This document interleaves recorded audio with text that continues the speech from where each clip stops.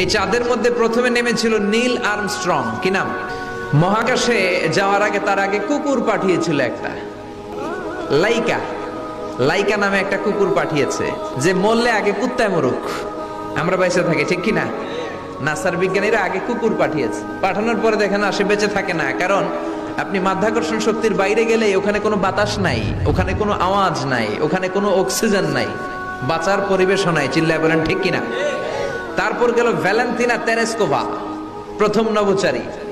এদের সাহসের এই ধারাবাহিকতায় 1969-এ অ্যাপোলো 11 নামে একটা স্পেস শাটল দিয়ে নাসার সেই স্টেশন থেকে নীল আর্মস্ট্রং, এডউইন অলড্রিন আর মাইকেল কলিন্স তিন বন্ধু মিলে একটা স্পেস শাটল দিয়ে চলে গেল চাঁদে।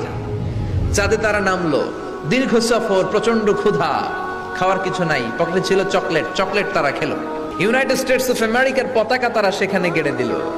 নীল আর্মস্ট্রং খেয়াল করে দেখে চাঁদের এই মাথা থেকে ওই মাথার মাঝখানটাতে ফাটা।